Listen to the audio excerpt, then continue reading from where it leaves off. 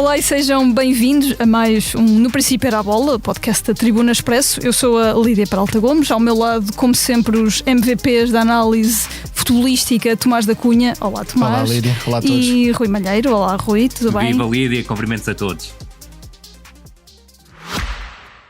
Subscrever o Expresso é ter acesso à melhor informação, a uma vasta oferta de conteúdos exclusivos e à opinião de referência.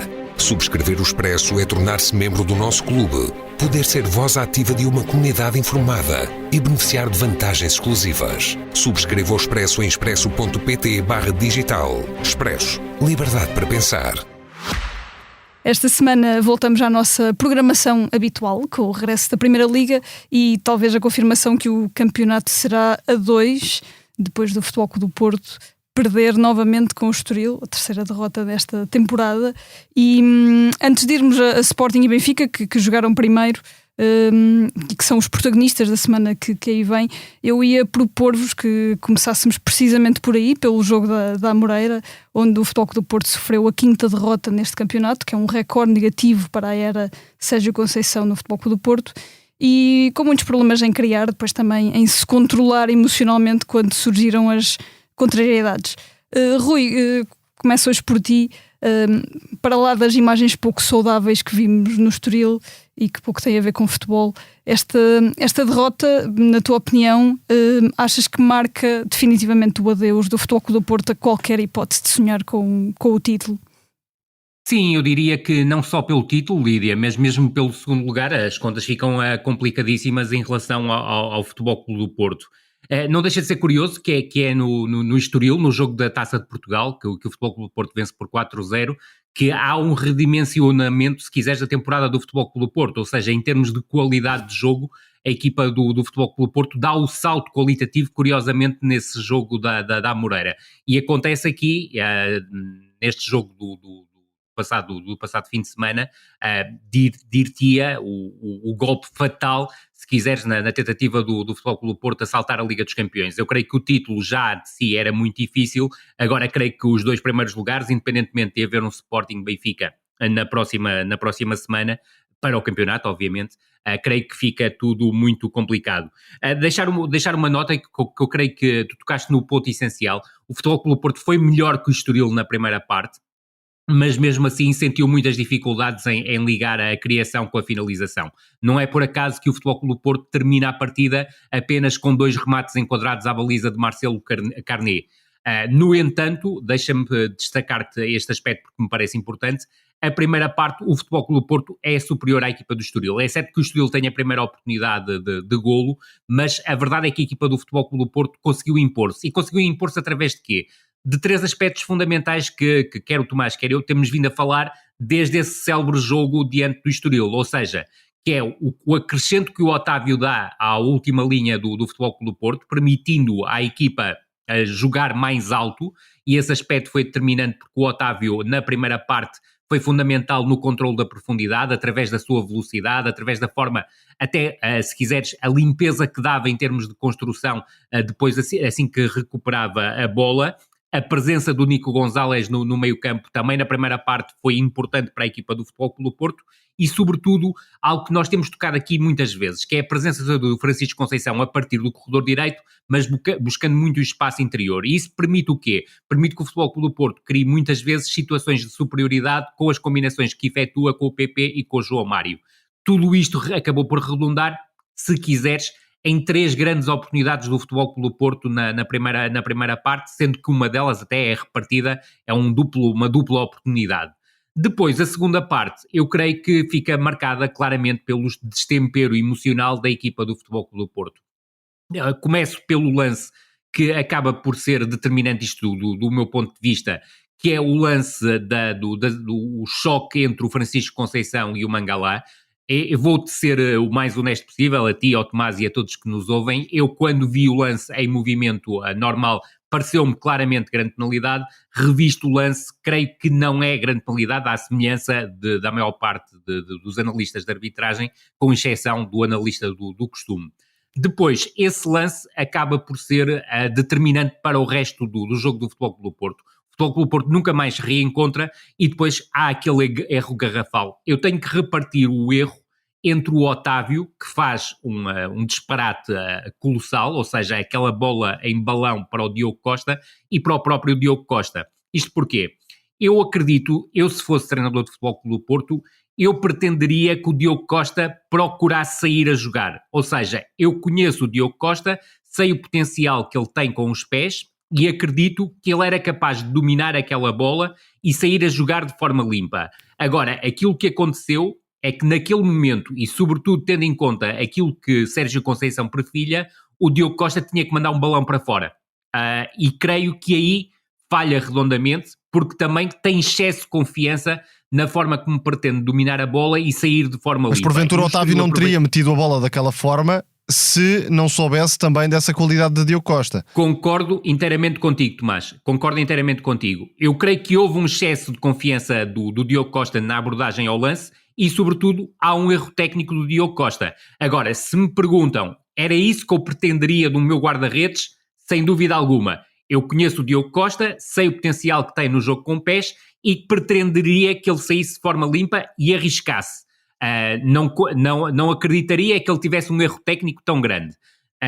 Compreendo que há outro tipo de treinadores que naquele tipo de lance só exige uma coisa do seu guarda-redes, é que pontapeie a bola para a bancada ou para onde estiver virado. Portanto, percebo os dois lados da questão. Depois, quero sublinhar também aqui a sagacidade de um jogador que faz uma exibição espetacular, que é o Wagner Pina. O Wagner Pina, eu lembro-me de ver um jogo da pré-época do Estoril, 1 ou 2 jogos da pré-época do Estoril, em que ele entrou e pareceu-me ainda um jogador muito verde, mas neste momento está ali um projeto de novo Tiago Santos e é importante olhar também para ele e perceber que é um jogador que não desistiu do lance, como não desistiu de outros lances e foi importante na forma como o Estoril se organizou. E deixa-me também dar-te aqui, obviamente, o destaque óbvio à equipa do Estoril, antes de falar da caminhada depois do 1-0, é que a equipa do Estoril foi uma equipa diferente do que vinha a ser noutros jogos, ou seja, uma equipa que privilegiou a sua organização defensiva e, sobretudo, evitar que o Futebol Clube do Porto marcasse, ou seja, que o Estoril sofresse golos, porque o grande problema do Estoril desta época, e que tem sido se quiseres, a mola para que a equipa esteja tão mal classificada, ou estava tão mal classificada até esta jornada, até porque aborda o jogo diante do Futebol Clube do Porto nos 3 últimos lugares, ou seja, na altura em que começou o jogo com o Futebol Clube do Porto estava nos 3 últimos lugares da tabela classificativa, tem sido a falta de consistência do setor defensivo. E, na verdade, consegue aqui o segundo jogo consecutivo sem sofrer golos, e isso parece-me também importante. E, sobretudo, outro aspecto foi que a equipa do Estoril não quis ter tanta bola como é habitual e quis reduzir o tempo dos ataques. O Vasco Seabra teve uma declaração muito curiosa no pré-jogo, ou seja, em que falou que gostava de matar o Futebol Clube do Porto, se quisermos, e este matar, obviamente, entre aspas, em ataques de 5 segundos. E a verdade é que a aposta como titulares do Heriberto sobre o corredor direito-meio, e o Rodrigo Gomes, que jogou mais avançado entre a esquerda e o meio, era muito nesse sentido, ou seja, procurar chegar o mais rapidamente possível às zonas de finalização. Se é certo que na primeira parte só o conseguiu por uma vez, na segunda parte, depois do 1-0, a equipa do Estoril torna-se tremendamente perigosa e podia ter dilatado sem qualquer dúvida o marcador, e não estou a ser injusto que o Estoril esteve mais perto do 2-0 do que o Futebol Clube do Porto do 1-1. Agora, o gol de livre, também marcado pelo Estoril, pelo Cassiano, demonstra também o descontrole que foi a exibição do Futebol Clube do Porto. A barreira estava 2 ou 3 metros à frente do que devia estar. E o árbitro aí esteve mal, porque devia ter colocado a barreira à distância. A própria barreira abre-se de uma forma absolutamente inacreditável. E o Cláudio Ramos sofre um golo claramente a frio, ou seja, a bola acaba por entrar pelo lado dele, é certo que é atraiçoado claramente pela abertura da barreira e porque já se estava a fazer ao lado oposto. E houve uma coisa que me pareceu clara na forma como o Cassiano define o livre. Ou seja, ele sabia que a bola só poderia entrar por aquele espaço e o remate é claramente propositado para entrar ali, independentemente da abertura da barreira ou não abertura da barreira. Depois do 1-0, volto a frisar, foi a equipa do Estoril que esteve mais perto de conseguir o 2-0, frente a um Futebol Clube do Porto que foi completamente descontrolado do ponto de vista emocional. Há vários fatores que podem estar ligados a isto, ou seja, há um fator que me parece que é repetitivo nesta equipa do Futebol Clube do Porto, é a dificuldade de lidar com situações de desvantagem e depois isso acaba por proporcionar um destempero completo dos jogadores. Sublinhar que, do meu ponto de vista, a expulsão do Diogo Costa é absolutamente incontestável. E tem cometido diversos erros esta época por excesso de confiança, Diogo Costa, mesmo em termos de cruzamentos, por exemplo.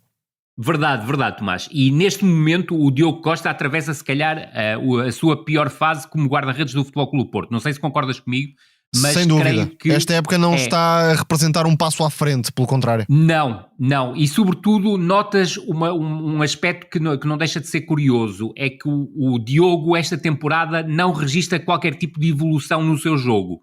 Ou seja, tudo aquilo que ele fazia no ano passado continua a fazer, mas em algumas circunstâncias está a fazer pior. E tu tocaste num ponto que me parece essencial, é que mesmo na forma como ele controla a profundidade, ele é fortíssimo no controle da profundidade, ele tem tido problemas esta temporada, mas a principal deficiência que o Diogo tem tido ao longo desta temporada, tu tocaste-a e eu concordo inteiramente contigo, tem sido a saída aérea. Eu creio que ele aí tem estado níveis abaixo do que já nos habituou. Agora, isto não significa, obviamente, que o Diogo Costa passou de um momento para o outro de ser um dos melhores guarda-redes do mundo, ou um dos melhores projetos de guarda-redes do mundo, para um guarda-redes falível. Não.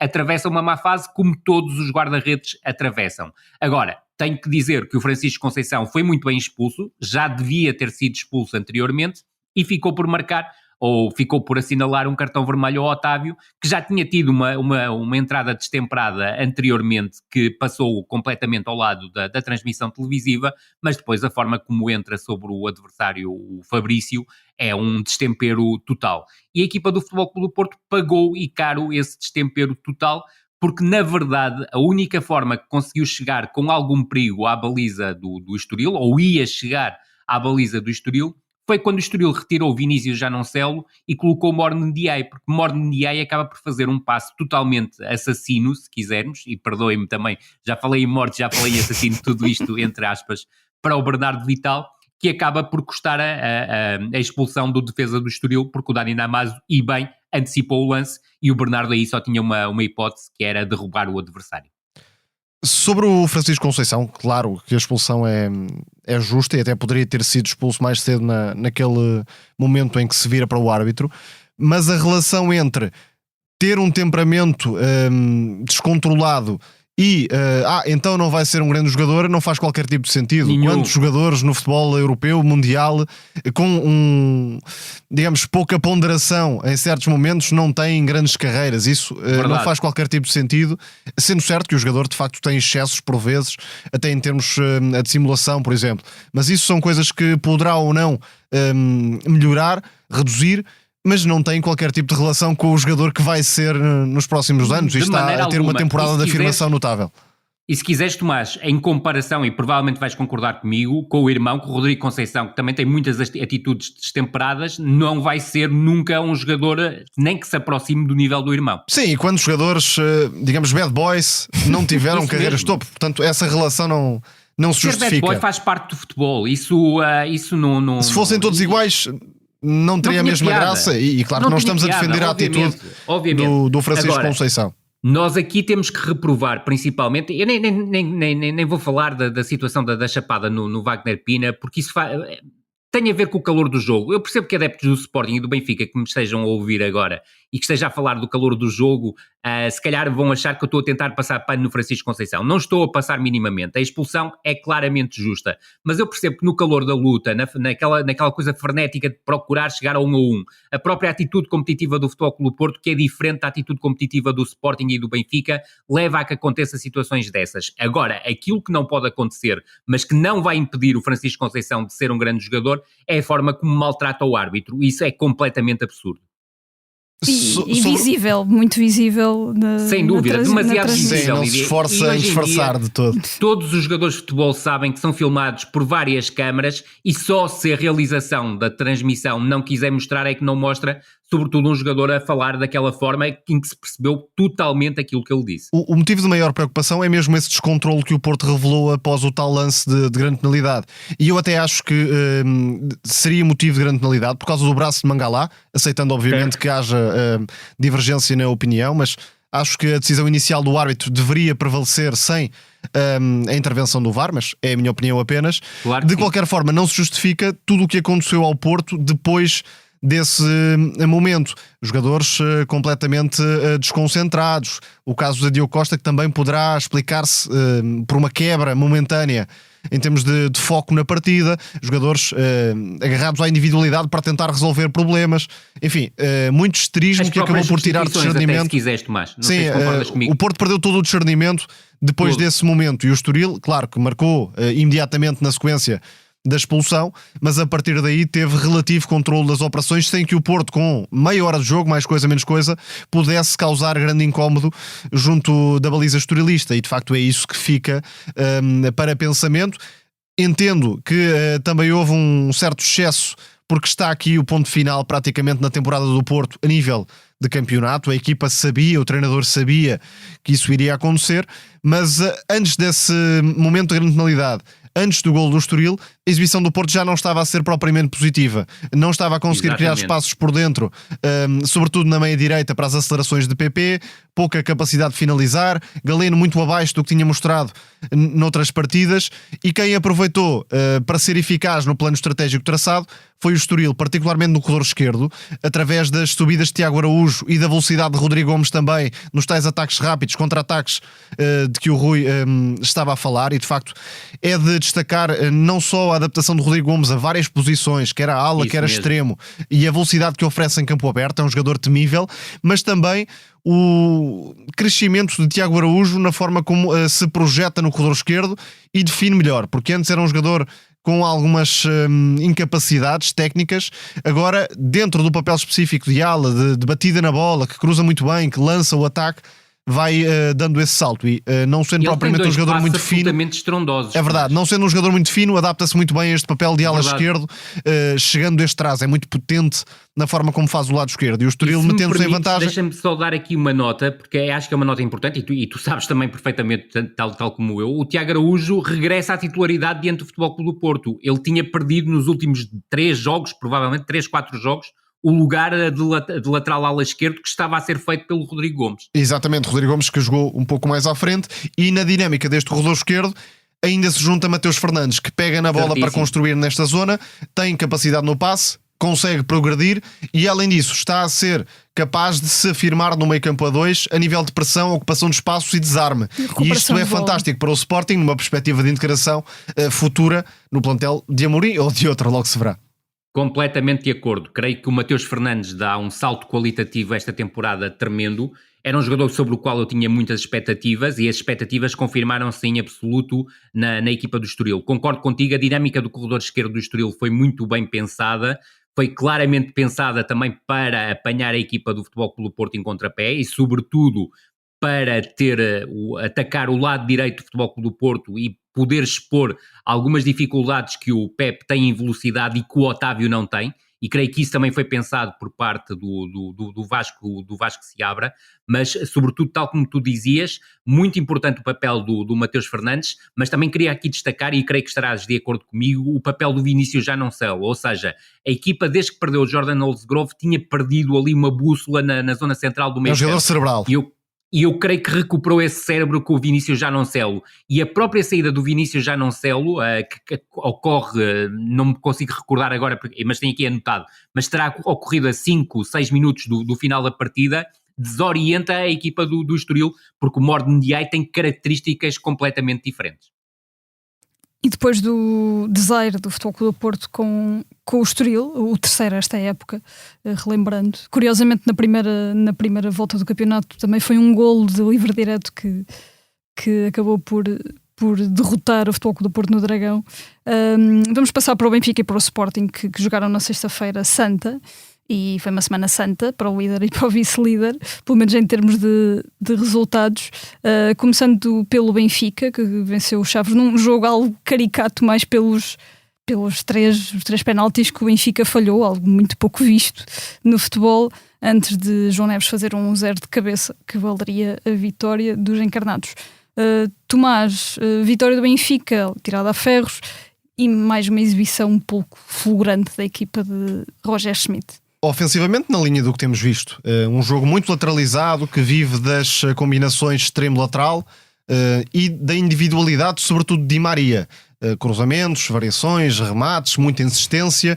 Um jogo de muita procura do talento argentino, só que, sobretudo na primeira parte, notou-se um certo desgaste até mental, diria, em Di Maria, que tinha vindo por várias razões que viveu esta semana. De voar também com a Argentina, de jogar com a Argentina, pouco tempo de descanso e de preparação para aquela partida. A própria situação pessoal que viveu. Sim, exatamente, também é esse fator.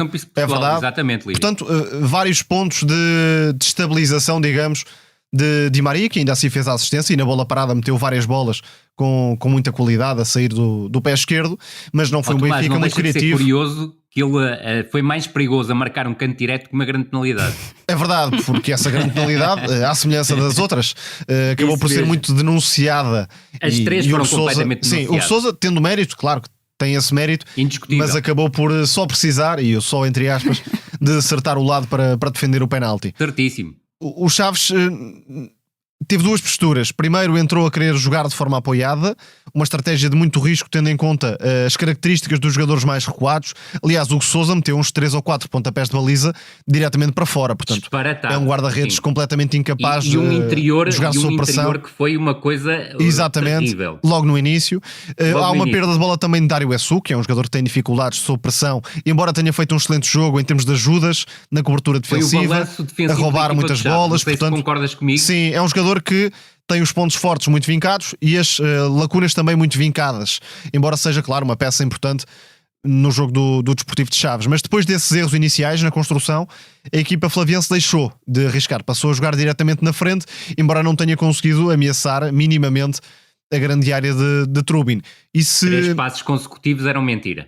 Completamente, uma equipa muito curta, sempre que tentou jogar acabou por perder a bola e pôr-se em apuros. Isso. Portanto, a todos os níveis este Chaves vai ter dificuldades para continuar na Primeira Liga, porque a baliza adversária é muito longe, e isto não é só contra o Benfica. Em vários jogos tem existido esta dificuldade, além de todas as questões defensivas que também já mencionámos. Aqui Júnior Pius, por exemplo, somou várias abordagens disparatadas, incluindo em lances de grande penalidade.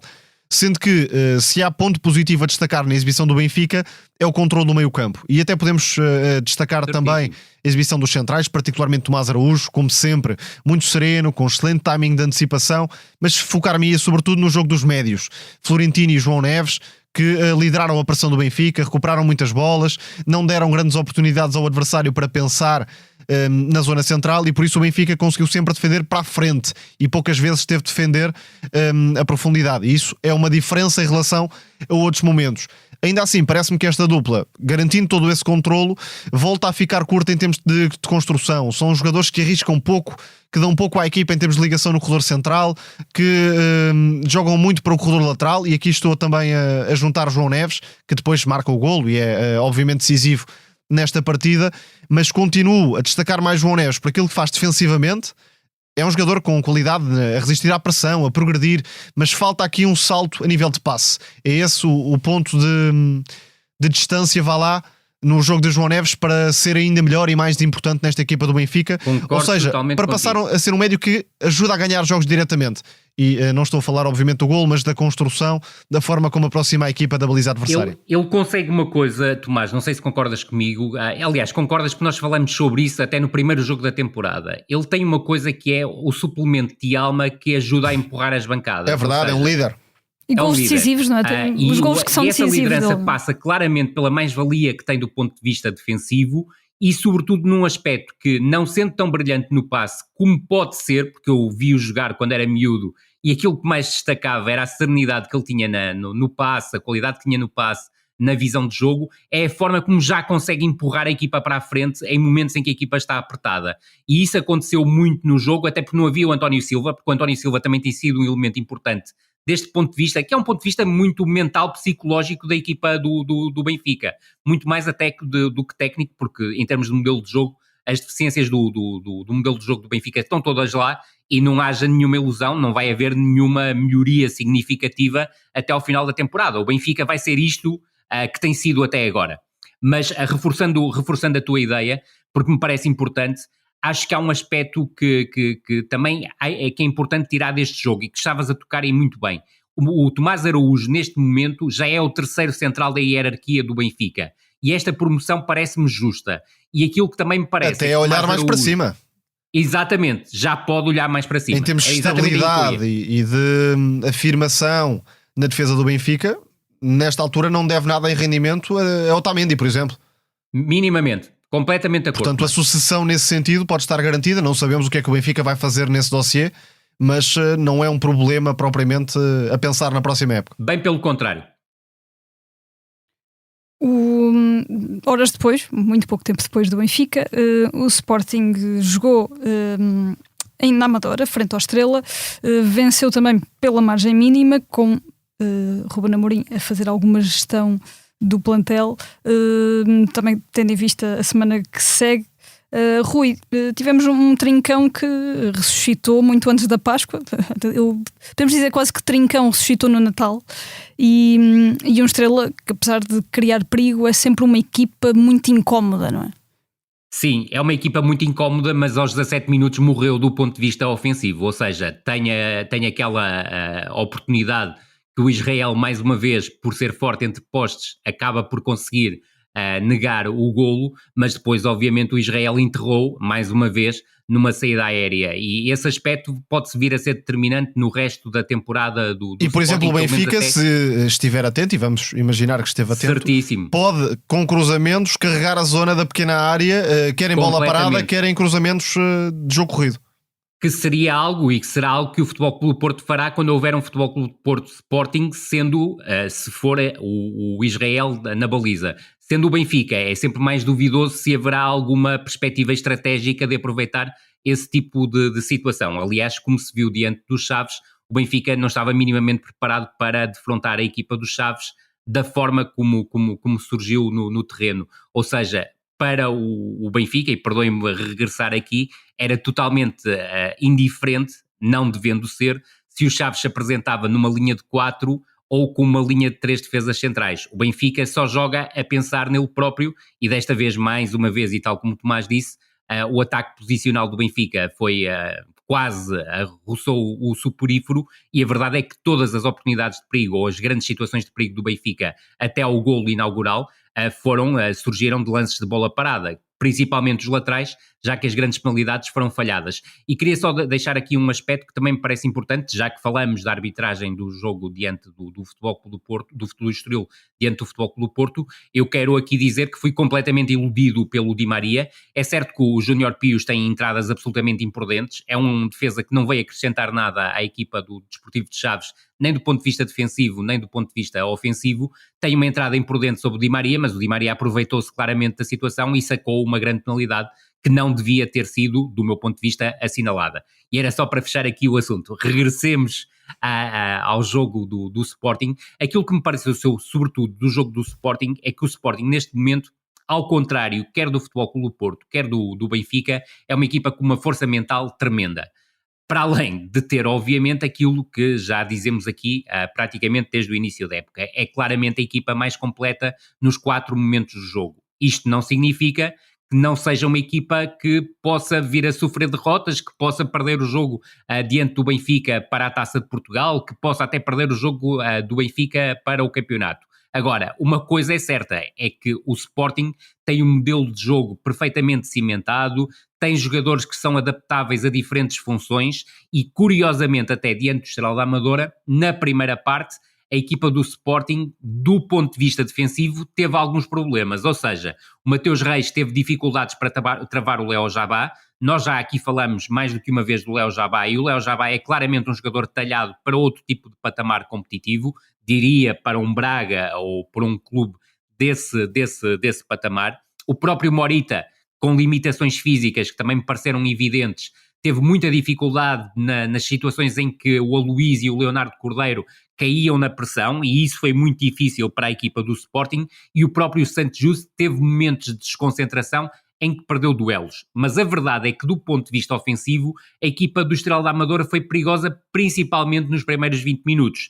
Estava em vantagem a ganhar por 1-0, o tal golo do Buca, e já falámos aqui do erro do Israel, que é um erro inadmissível, mas a verdade é que o Israel já demonstrou que o seu ponto forte é claramente o jogo entre postes, a forma como é ágil, a forma como consegue até em alguns momentos defesas de elevado grau de dificuldade, mas não se pode pedir ao Israel capacidade fora de postes, porque tem claramente limitações nas saídas aéreas e mesmo no controle da profundidade tem algumas dificuldades que se sentiram, por exemplo, no jogo diante da Atalanta e poderão vir a sentir-se, por exemplo, no jogo diante do Benfica, se o Benfica conseguir explorar em algumas situações a profundidade, nomeadamente através do Rafa.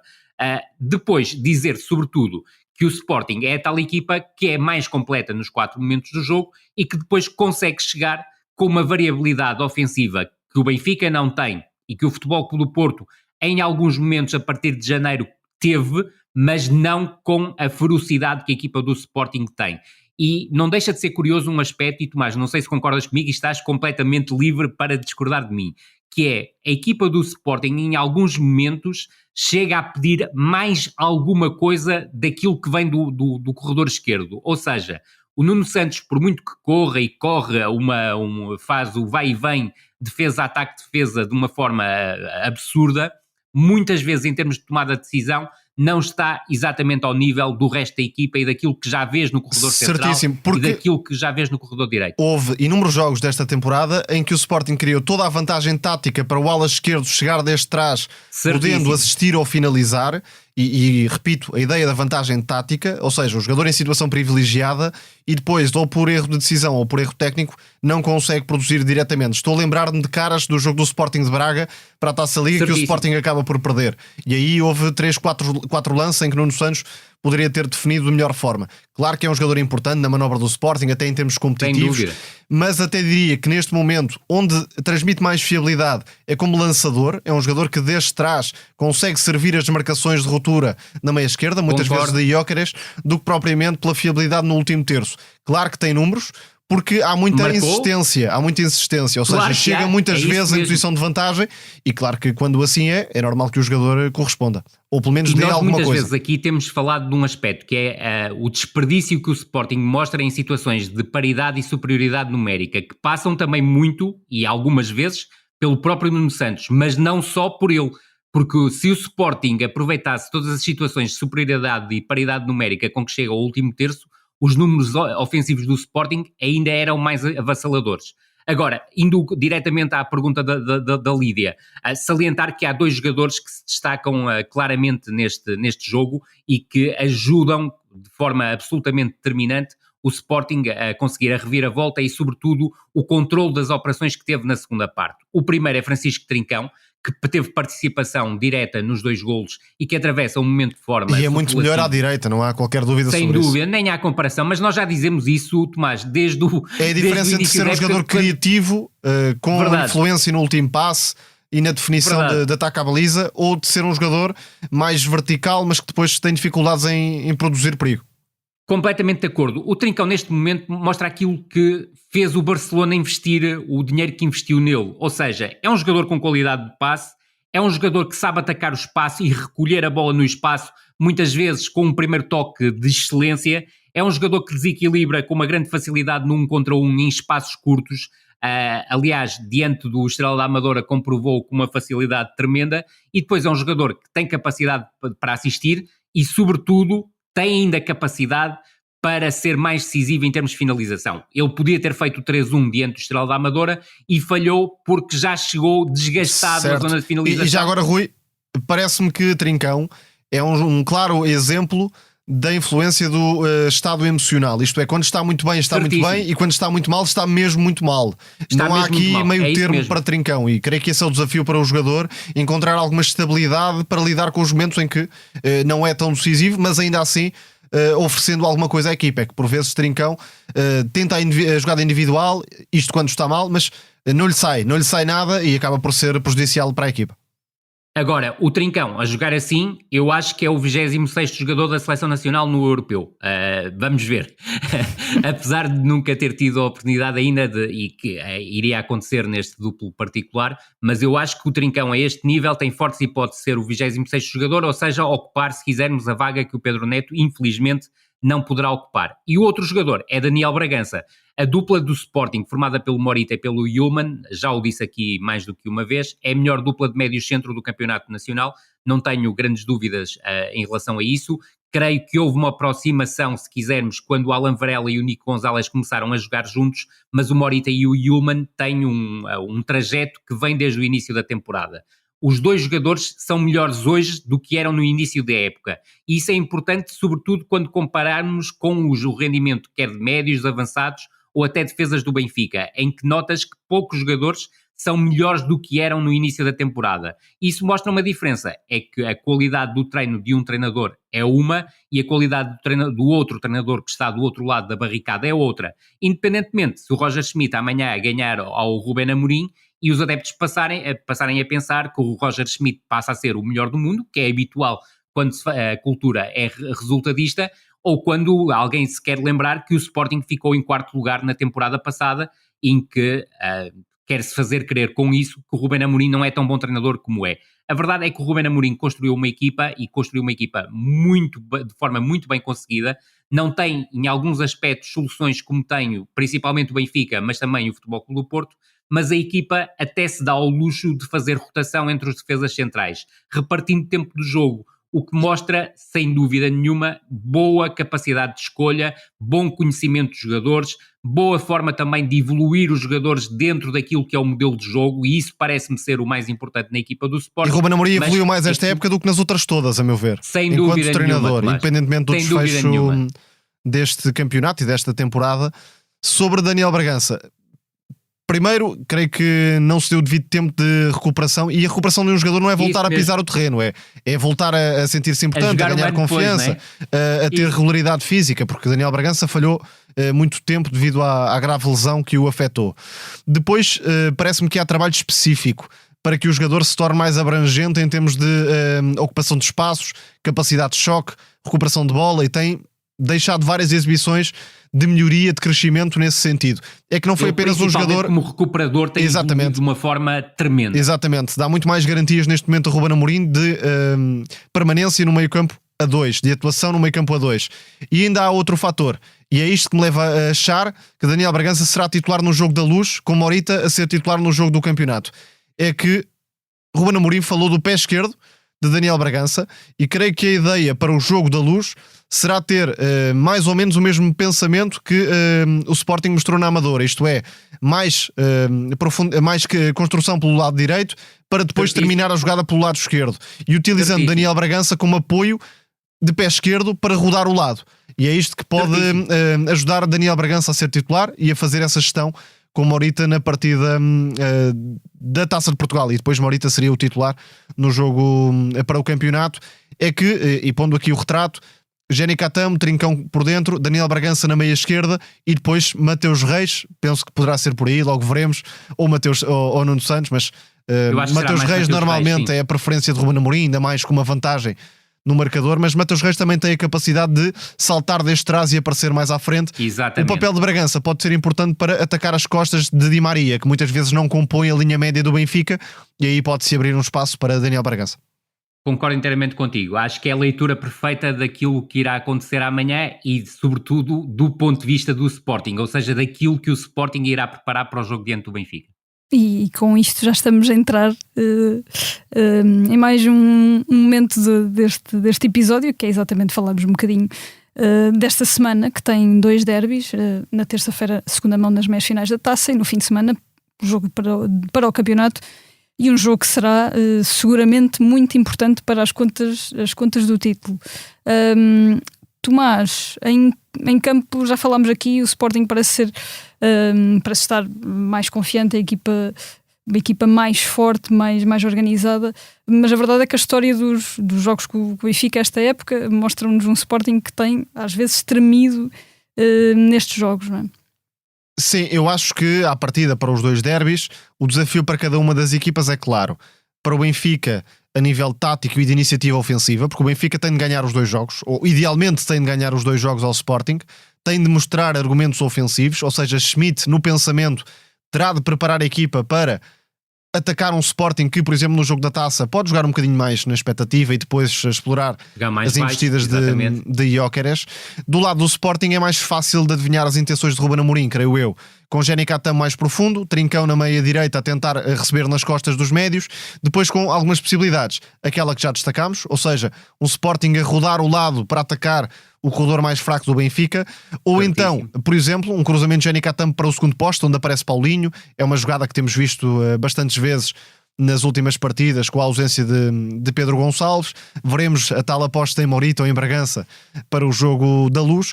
No Benfica há mais dúvidas sobre o rendimento individual, sobre determinadas escolhas, porque Schmidt, sobretudo na questão do avançado, é sempre muito imprevisível. Já vimos Rafa, já vimos Artur Cabral, já vimos Tengsted.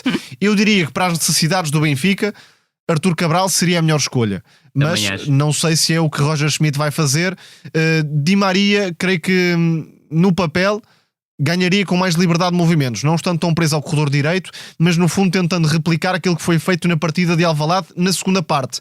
Di Maria até caindo muitas vezes sobre a esquerda para meter o cruzamento para Artur Cabral, porque ter Artur Cabral sem o servir é completamente contraproducente, e até falamos depois de uma ausência do jogador na manobra da equipa, quando na verdade nem sequer é procurado pelo ataque do Benfica.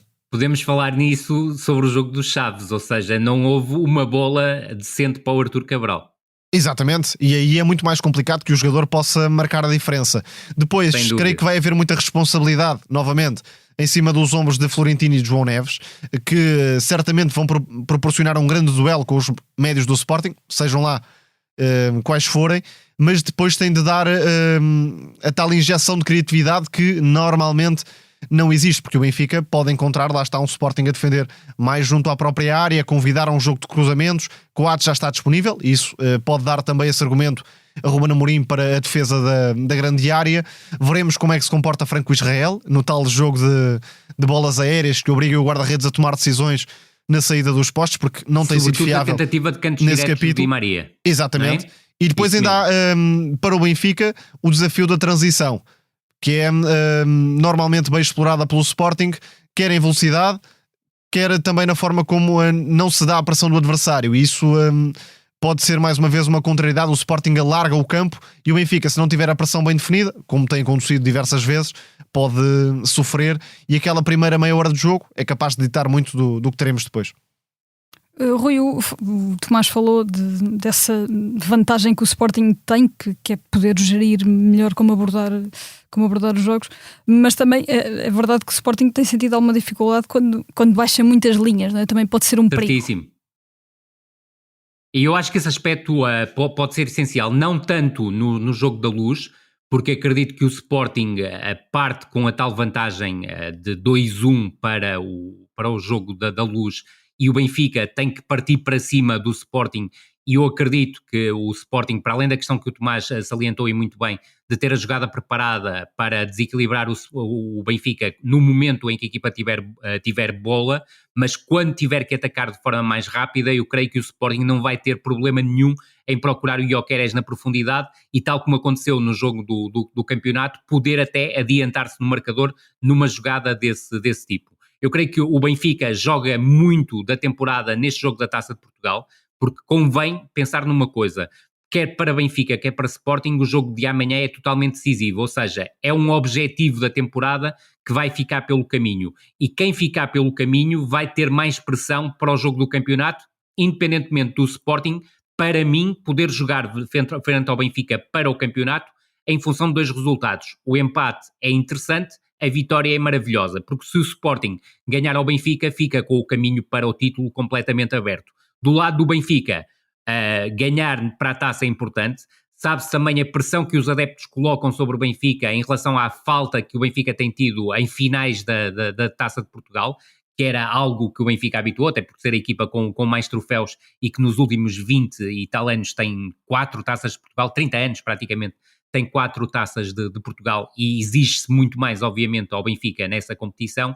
Mas em termos de campeonato, o Benfica, com um empate em Alvalade, fica numa condição difícil, porque é um ponto, mas que podem ser 4, e podem ser 4 até com alguma facilidade, mas se perder o jogo, eu creio que a questão do primeiro lugar fica praticamente arrumada, porque são 4 pontos que podem vir a ser 7 num espaço temporal muito curto. E depois destaco também uma coisa que me parece importante, e até gostava de saber a opinião do Tomás sobre isso, é que o Sporting vai jogar, e o Benfica vão jogar, obviamente, estes jogos em espaços temporais de 4 dias, mas o Sporting tem um aspecto que me parece importante para o jogo do campeonato. É que o Sporting, após o jogo do campeonato, tem uma semana limpa. O Benfica não. O Benfica tem, se calhar, o último objetivo da temporada, que é chegar às meias finais da Liga Europa.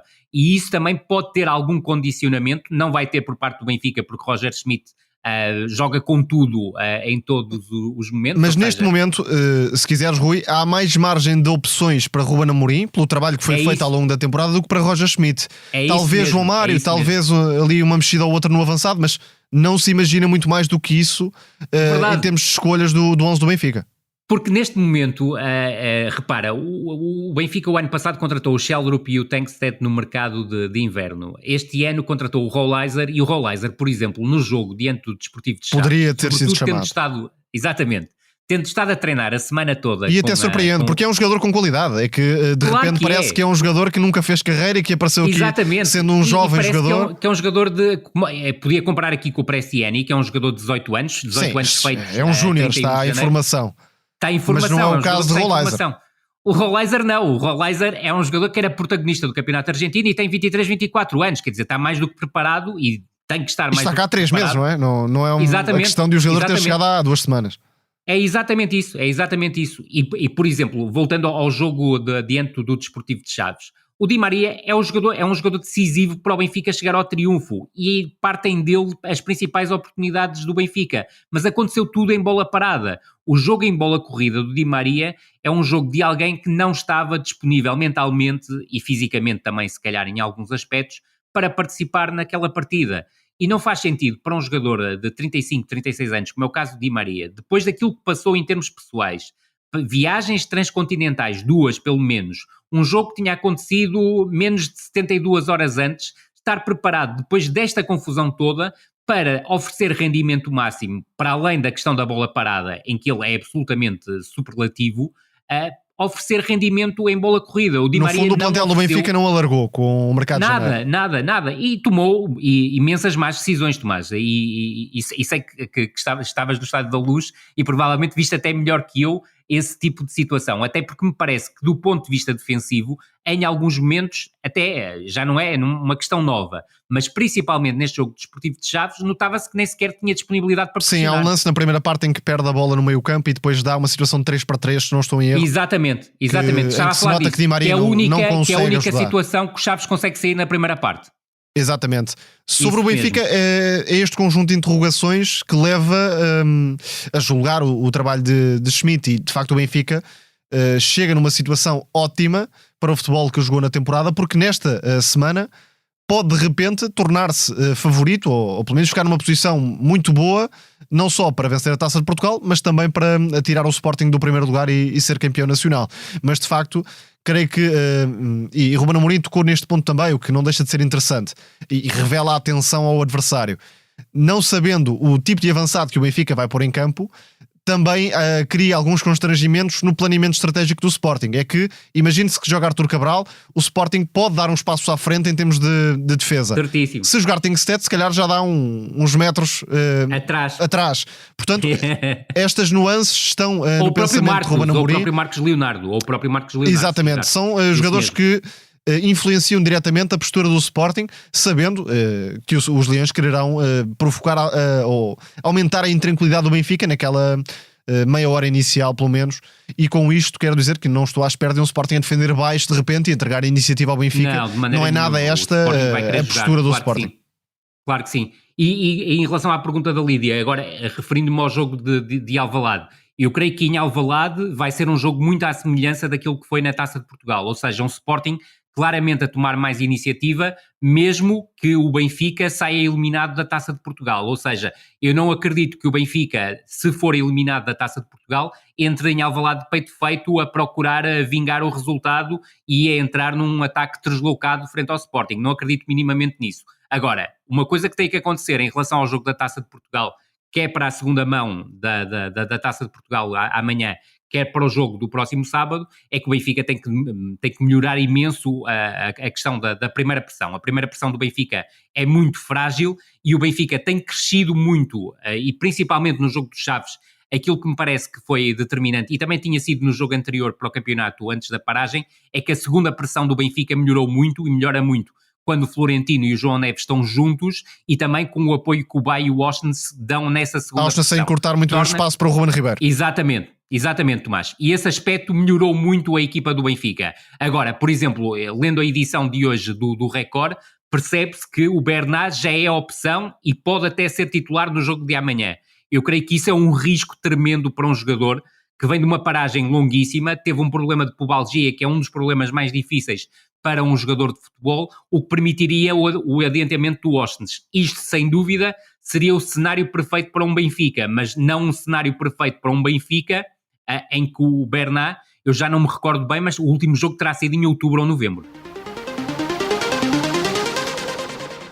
E assim, esta primeira parte do podcast durou um bocadinho mais, naturalmente, havia muito assunto para tratar e por isso vamos caminhar agora rapidamente para as nossas rúbricas. Na Ravianga, esta semana, vamos dar atenção à segunda liga e ao jogo entre os dois principais candidatos à subida, o AVS e o Santa Clara. Tomás, ganharam os açorianos, agora mais líderes e mais candidatos a um regresso rápido à primeira liga. Sim, mais do que o jogo propriamente dito, que não foi nada espetacular e o relevado nem sequer estava em boas condições também, mas do jogo fica a exibição de Bruno Almeida, que também é um dos destaques da equipa do Santa Clara, um médio baixinho, canhoto, que trabalha muito bem entre linhas, na bola parada marca a diferença e foi assim que marcou a diferença neste duelo, recebendo na meia direita, depois consegue meter variações para o corredor esquerdo, onde Vinícius e Paulo Henrique conseguiram criar muitas vezes situações de 2 contra 1 para desequilibrarem na frente. Agora, o retrato da temporada é um Santa Clara com muitas opções, um plantel muito homogéneo, quanto a mim é o melhor plantel desta segunda liga e até com alguma distância, diria. No mercado de janeiro, por exemplo, Vasco Matos, curiosamente até tinha jogado no Aves há uns anos, e agora o treinador do Santa Clara pode dar-se ao luxo de receber jogadores como Pedro Ferreira, o médio que tem sido importante nesta segunda parte, Safira, que era um avançado que entre a Bessade e o Vitória tinha marcado alguns golos, é muito forte no jogo aéreo. Há aqui jogadores de primeira liga, claramente, como Rafael Martins, avançado perfeitamente conhecido. Foi muito bem sacado, foi uma daquelas aquisições de final de mercado de agosto que foi determinante. Há um bom guarda-redes neste Santa Clara em Gabriel Batista. O melhor da segunda liga. Sim, com distância também. Há os jogadores experientes que neste tipo de cenário acabam por ser importantes. Luís Rocha, por exemplo. Enfim, é um Santa Clara com de facto muitas opções e dá que pensar o facto de Gabriel Silva, que até se destacou na época passada em contexto de primeira liga, nem sequer ser propriamente um indiscutível, um extremo avançado, muito rápido, com um golo. Por isso Vasco Matos está, diria, a fazer um trajeto esperado, sem tirar o mérito, obviamente, tem todo o mérito no trajeto feito, mas o Santa Clara, com o plantel que tem, era favorito e está para já a confirmar essa subida, muito perto de se oficializar. O AVS de Jorge Costa, que também tinha feito um excelente trabalho no Académico de Viseu e que joga num 4-3-3, muito à procura do jogo exterior, tem uma clara figura muito acima de todas as outras, que já destacamos aqui, que é Nené. Voltou a marcar. E atenção, e quem não veja atentamente os jogos deste AVS, não pense que Nené é apenas um finalizador. É um jogador que tem muita participação no jogo fora da área, como pivô, depois inventa soluções dentro da área de finalização, na resposta a cruzamentos, e o AVS tenta bastantes, não só pelos extremos, também pela projeção dos dois laterais. Zé Ricardo é um jogador que me parece interessante no corredor esquerdo. Depois no meio campo há Benny, Bernardo Martins, que chegou a passar no Passos de Ferreira, é um médio também de bom toque, consegue fazer a ligação por dentro, exatamente, voltou ao melhor nível. Destacaria, no entanto, além de Nené, o central Cleiton, um dos que tem mostrado mais qualidade neste campeonato, imponente na antecipação, nos duelos aéreos também. Portanto é um jogador que pode facilmente chegar a outros patamares. Agora, olhando para esta equipa do AVS, não tem a mesma qualidade do jogo que o Santa Clara apresentou por vezes e nota-se mais dependência da qualidade do veterano Nené, que claramente está a fazer história na segunda liga. Sim, e destacar, tal como o Tomás disse, o Santa Clara está noutro patamar, mas atenção, tem mais qualidade individual, mas também há qualidade e há trabalho coletivo nesta equipa do Santa Clara. Tem alguma proximidade com o Casa Pia, porque o Vasco Matos era adjunto do Filipe Martins, a própria estrutura é igual, é um 3-4-3, 3-4-2-1 até para sermos mais claros, e sobretudo os jogadores que fazem a diferença são o Ricardinho e principalmente o Bruno Almeida, como ala são direito. Os dois jogadores que jogam no apoio do ponta de lança, que nos últimos jogos tem sido o Rafael Martins, mas também pode ser o Safira, tal como o Tomás disse, e muito bem. E juntando a isto, reparemos que o Gabriel Silva, tal como o Tomás disse e muito bem, é um jogador que não é titular indiscutível nesta equipa, e o Gabriel Silva seria titular indiscutível muito provavelmente nas outras 17 equipas da segunda liga. E em várias da Primeira Liga. E em várias da Primeira Liga, era isso que eu ia dizer. Por exemplo, quem dera aos Chaves, por exemplo, ter um jogador com as características do Gabriel Silva, independentemente de me parecer que o Chaves tem a capacidade para jogar outro tipo de futebol que não consegue praticar. Passemos agora para o Totti, ou Totti. Tomás, vais trazer aqui um veterano central que este fim de semana, aliás, não facilitou nada a vida à equipa que o formou e terá ajudado muito o Xabi Alonso, se calhar, a festejar o título da Bundesliga, ou que será muito provavelmente o primeiro para o Leverkusen. 10 anos depois, o Dortmund lá venceu contra o Bayern de Munique. E atenção, não é só vencer, é que a equipa nem sequer empatava para a Bundesliga em Munique. Portanto, está aqui um feito marcante no futebol alemão e que ajuda muito, obviamente, o Bayer Leverkusen. Parece estranho dizer isto, mas o Dortmund é uma equipa melhor trabalhada do que o Bayern de Munique nesta fase e com melhores jogadores em certas posições do que o adversário. E isto aconteceu poucas vezes nos últimos 10 anos. Basta olhar para a exibição da dupla de centrais de um lado e do outro. No Dortmund, o Hummels fez uma exibição gigantesca e tem feito várias no ano de 2024. Um jogador que vale pela inteligência posicional, pelo timing de desarme, pela leitura dos lances, que ainda tirou golos feitos. Há um corte com o pé praticamente na barra. Acrobático. Absolutamente notável. Mas tudo feito de forma subtil, com muita classe, a liderar a defesa do Borussia Dortmund. Não é um jogador nesta fase livre de erros, noutras partidas já não consegue ter essa estabilidade, digamos, a 100%, mas nesta altura da carreira tem aqui, de facto, pontos altíssimos e esta exibição foi um desses pontos. Destacando também Schlotterbeck, sobretudo na primeira parte, está, por exemplo, no lance do primeiro golo do Borussia Dortmund, com uma antecipação. É um central mais agressivo, que sai mais da linha defensiva para antecipar, também porque tem outra disponibilidade física e que depois consegue iniciar os ataques. E isto marca a diferença por completo para o que vimos da dupla de Ligt e Eric Dier, que não tem condições para ser titular do Bayern de Munique. A contratação de Dier, e falámos sobre isso, não se justifica propriamente para um clube como o Bayern de Munique. Terá sido uma espécie de fetiche de Thomas Tuchel para aproveitar a oportunidade de negócio, mas não tem grande cabimento para uma equipa que quer jogar tão subida no campo. O próprio De Ligt, não diria que nos enganou, mas não vai ter a carreira, o nível de afirmação no futebol europeu. Não vai ser um dos melhores centrais do mundo. Que se pensou que poderia ter quando apareceu naquele Ajax ao lado de Daley Blind, e também tem sérias dificuldades a defender com muito espaço nas costas. Por isso a dupla Upamecano, Kim Min-jae dá muito mais garantias, apesar de tudo, no controlo da profundidade. E a nível de organização ofensiva, vimos o Bayern a tentar com Goretzka construir e fazer a ligação, ou com Musiala na meia esquerda, ou depois ativar o corredor direito, onde o Bayern foi mais perigoso com Kimmich e Sané, mas vimos uma sensação de derrotismo, de incapacidade que poucas vezes vimos no Bayern nos últimos anos. Isso é uma completa novidade, sobretudo contra o Borussia Dortmund. Por isso o título vai justamente para a melhor equipa da Bundesliga, que é o Leverkusen. Completamente de acordo, e só reforçar, não sei se concordas comigo, Tomás, o Rierson, no lateral direito do Dortmund, também está a fazer uma época notável. Sem dúvida, e ainda por cima com um golo na segunda parte.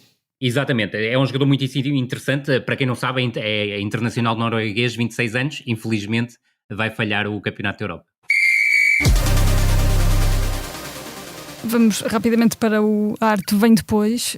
Rui, vais falar do rei do drible, que esta semana, subitamente, no Derby do Nord, e perdoem-me o francês, Foi o rei, nós já tínhamos foi o rei do gol, né? no Zé Grova, quando falamos e demos o destaque, foi logo num dos episódios iniciais sobre o livro. Aqui até falámos de Tiago Santos.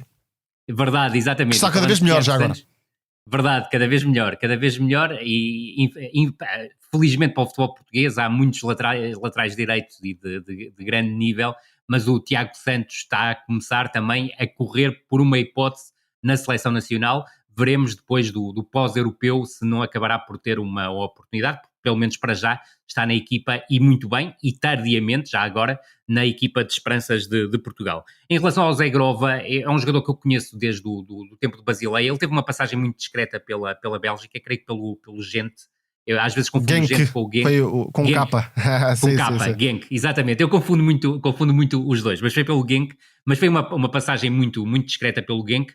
No Basileia foi crescendo de época para época, percebia-se que tecnicamente era um jogador subversivo, mas a verdade é que em termos exibicionais foi sempre um jogador que capitulou, ou seja, tinha grandes momentos, tinha depois momentos em que desaparecia e eclipsava-se do próprio jogo. A verdade é que em França, no Lille, também não começou da melhor forma, ou seja, foi sempre um jogador de altos e baixos, mas a explosão definitiva acontece com o Paulo Fonseca, e o nível que ele está a atingir nesta temporada é um nível esdrúxulo e claramente coloca-o como um dos extremos mais interessantes do futebol europeu. Ele curiosamente tem tripla nacionalidade, que eu creio que ele nasceu na Alemanha, até posso confirmar. Sim, nasceu na Alemanha. E depois tem nacionalidade quer Bósnia, quer Kosovar. O que não tal deixa, como Shaqiri, é um jogador até com algumas semelhanças, embora me pareça mais criativo, mais imprevisível. Verdade. Mas sublinhar principalmente, e o Tomás até escreveu sobre ele no Twitter, no X, e creio que tocou num ponto que é absolutamente essencial, é que a mudança de velocidade dele é absolutamente brutal, e fazê-lo em espaço curto, da forma como ele faz, está só ao alcance de muito poucos jogadores. E depois tem uma coisa que é a capacidade que ele tem no primeiro toque. A bola morre no pé dele. E o golo que marcou, o primeiro, foi um exemplo disso mesmo.